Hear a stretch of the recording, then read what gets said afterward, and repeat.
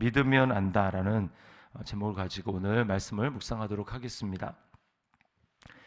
자, 이제 먼저 오늘 구원의 확신에 관한 부분을 좀 묵상하려고 합니다. 구원의 확신 28절, 29절에 보면 내가 그들에게 영생을 주노니 영원히 멸망하지 아니할 것이요 또 그들을 내 손에서 빼앗을 자가 없느니라 이렇게 말씀합니다. 내 손에서, 예수님의 손에서 빼앗을 자가 아무도 없다 이렇게 말씀하시죠. 또 29절에 보면 그들을 주신 내 아버지는 만물보다 크심에 아무도 아버지 손에서 빼앗을 수 없느니라.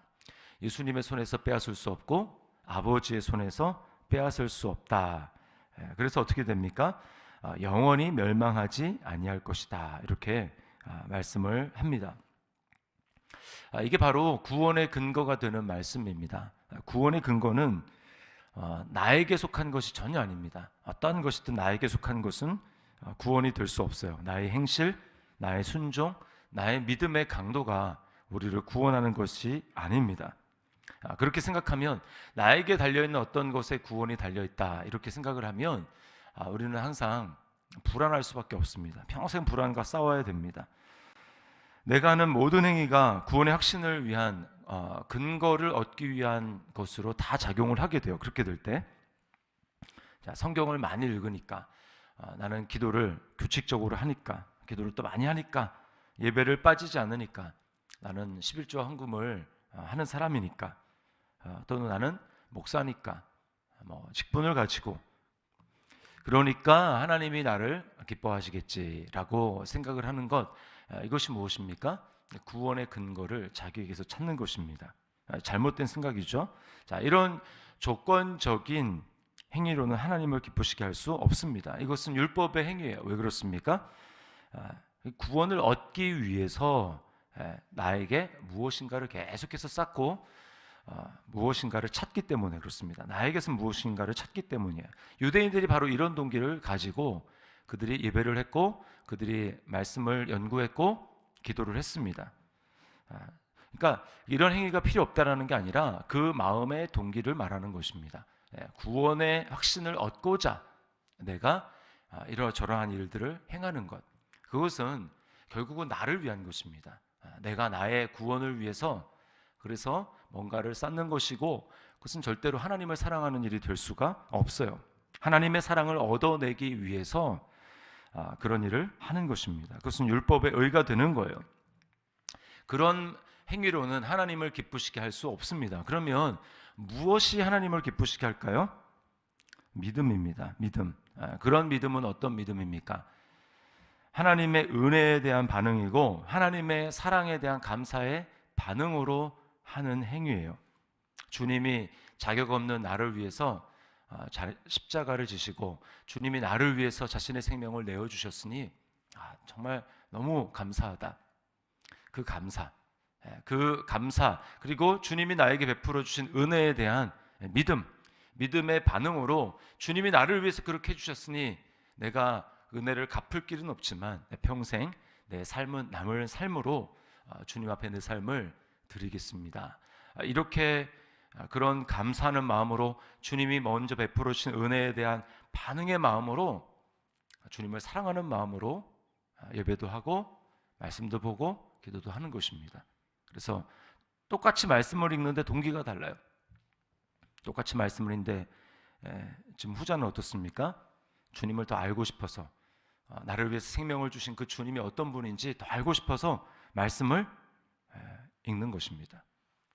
또 기도는 어떻습니까? 그 주님께 좀 더 가까이 가고 싶어서 주님과 교제하고 싶어서 그래서 기도하는 거예요. 예배는 어떻습니까? 그 주님께 감사하는 마음, 그 주님께 반응하고 싶은 마음, 어떻게든 내가 그 주님께 무엇인가를 표현하고 싶은 그런 마음을 가지고 예배 자리에 나와서 예배하는 것입니다. 이게 바로 똑같은, 겉으로 보기에는 똑같은 행위인 것 같지만 속이 다른 것입니다. 동기가 다른 것이에요. 이게 바로 주님에 대한 감사와 은혜에 대한 반응으로 하는 것입니다. 자, 이 시간에 우리 새벽에 우리 자신의 모습을 좀 돌이켜 봤으면 좋겠습니다. 내가 하나님 앞에, 우리가 물론 때때로는 늘 감사할 수 없겠죠. 늘 또 주님을 사랑하는 마음이 막 우러나와서 할 수는 없을 것입니다. 때때로는 억지로 하는 경우도 있을 거예요. 힘들지만 그럼에도 억지로 하나님 앞에 나와서 하다 보면 이 말씀과 기도 그리고 예배라는 것은 은혜의 통로예요. 은혜의 통로. 그러니까 그 파이프를 통해서 하나님이 우리에게 은혜를 주시는데, 때로는 감사가 메마르고 은혜가 메마르고 주님에 대한 사랑이 좀 식어지는 때도 우리가 육신인지라 인간인지라 있을 수가 있습니다. 그러나 그때에도 나와서 어떻게든 애를 쓰는 것이죠. 그럴 때 다시금 하나님이 우리 마음을 회복시켜 주시고 우리에게 은혜를 부어 주시고 우리를 정말 하나님을 사랑하는 사람으로, 하나님의 은혜에 대해서 감사하는 사람으로, 잊었던 주님이 베푸신 그 은혜를 다시금 깊이 있게 기억나게 하심으로 하나님께 다시금 순종하고 감사하고 사랑하는 마음으로 나아가는 것이죠. 평생 이제 우리가 이 싸움을 싸우는 것입니다. 그래서 나는 요즘에 은혜가 없기 때문에 그렇게 할 수 없어. 이것은 우리가 마귀에게 속는 거예요. 내게 그런 은혜가 없지만, 그러나 주님이, 그게 느껴지지 않는 거죠. 느껴지지 않지만 주님이 그런 분이라는 것은 너무 확실해. 그러므로 나는 느낌에 의지하지 않고 나는 의지적인 행동에 의지할 거야 라고 해서 나아갈 때 하나님이 그 은혜의 수단을 끊임없이 사용하는 우리의 모습을 보고 또 은혜를 주시는 것입니다. 이 새벽에 우리에게 한번 물어봅시다. 나의 행위는 은혜에 대한 감사와 믿음의 표현인가, 아니면 하나님의 사랑과 축복을 더 얻기 위한 그런 나를 의지하는 의와 자격을 얻기 위한 위함인가 라고 하는 것을 물어보고, 만약에 내가 주님에 대한 은혜와 사랑이 지금 식어져 있다면 다시금 주님 앞에 돌이키고 하나님 나에게 은혜를 주시옵소서라고 하나님의 은혜를 구하는 이 새벽이 되었으면 좋겠습니다. 또 하나, 오늘 38절 말씀에 중요한 주님이 우리에게 원리를 말씀하십니다. 38절 말씀에 보니까 이렇게 얘기하죠. 내가 행하거든 나를 믿지 아니할지라도 그 일은 믿으라. 그러면 너희가 아버지께서 내 안에 계시고 내가 아버지 안에 있음을 깨달아 알리라. 자, 이 구절을 아주 단순화시켜서 이제 잘 보면 뭐라고 합니까? 자, 깨달아 알리라 이렇게 얘기합니다. 그러면 깨달아 알리라. 이제 뭐라고 합니까? 믿으라. 믿으라. 그러면 깨달아 알리라. 이렇게 말씀을 하고 있어요. 자, 이게 신앙에 있어서 굉장히 중요한 원리입니다. 우리는 보통 어떻게 생각을 합니까? 알면 내가 믿겠다. 내가 알면, 깨달으면 믿겠다. 이렇게 생각을 할 경우가 많아요. 그러나 오늘 예수님이 계속해서 오늘 본문에서 여러 번 반복해서 나오는 단어가 뭐냐면 이제 믿는다라는 겁니다. 근데 유대인들은 지금 믿지 않고 있다라는 거예요. 25절 말씀에도 보면 뭐라고 얘기합니까? 내가 너희에게 말하였으되 믿지 아니하는도다 이렇게 얘기하죠. 26절에도 너희가 내 양이 아니므로 믿지 아니하는도다, 믿지 않는다라고 이야기하고, 또 37절에도 만일 내가 내 아버지 일을 행하지 아니하거든 나를 믿지 말려니와 이렇게 얘기하고, 또 38절에서는 믿으라 그러면 너희가 깨달아 알리라 이렇게 말씀을 하고 있습니다. 성경도, 성경에 계시된 하나님도, 구원에 대한 진리도 오묘한 점은 뭐냐? 우리가 믿어야 알게 된다라는 거예요. 믿어야 알게 된다. 영의 세계의 진리는 우리의 이성과 반대되는 것은 아니지만, 그러나 이성 안에서만 우리가 이해될 수 있는 것은 아닙니다. 이성을 초월하는 거예요. 반대와 초월은 다릅니다. 그래서 우리의 자연 이성은 어떻습니까? 자연적인 내가 가지고 있는 이성은 이 세상의 원리를 따르게 돼 있어요. 그래서 이 세상을 지배하고 있는 원리가 무엇입니까? 인과관계입니다. 인과관계. 그래서 원인이 있으면 결과가 있다. 원인 없는 결과는 없다. 그래서 항상 우리는 어떤 일이 일어나면 그것의 원인을 항상 찾으려고 노력을 하죠. 자, 뭐 예를 들면 뭐 중력의 법칙, 대표적인 거 아니겠습니까? 그래서 사과가 떨어졌다. 그러면 이게 중력의 법칙이 있는 것이다. 이렇게 생각을 하는 거잖아요.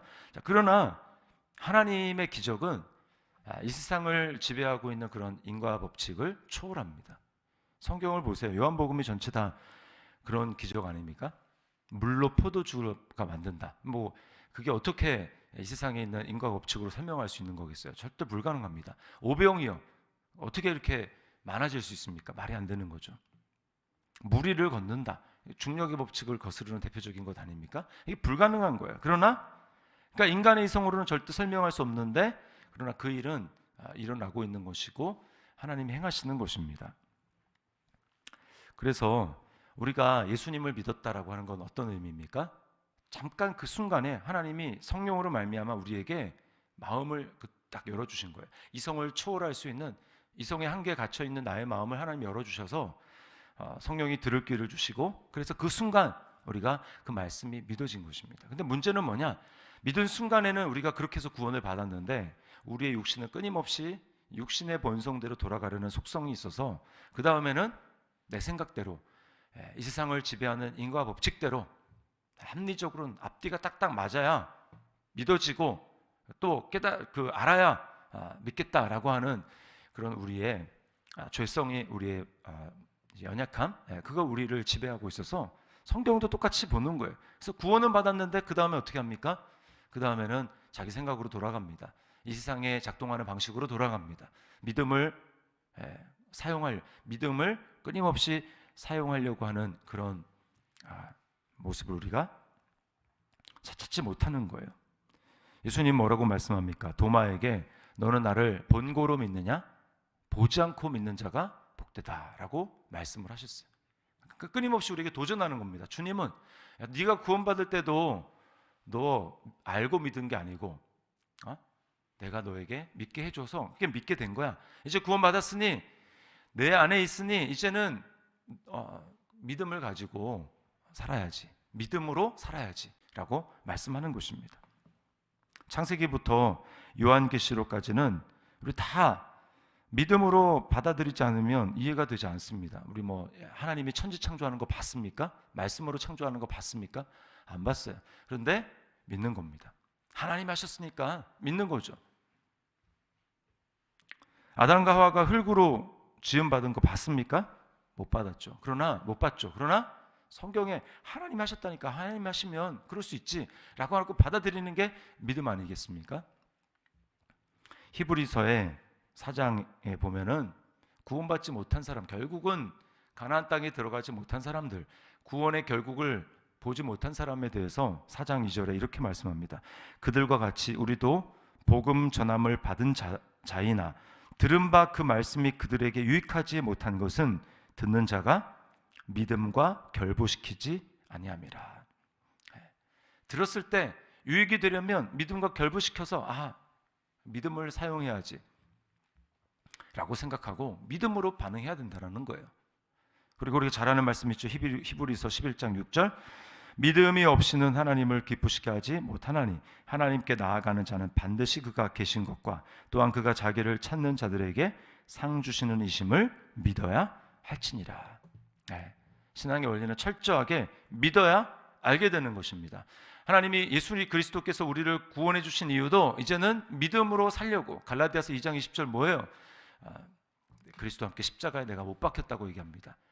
그래서 못 박혔으니까 나타나는 증거가 뭐예요? 그 다음에 하나님의 아들을 믿는 믿음 안에서 사는 것이라.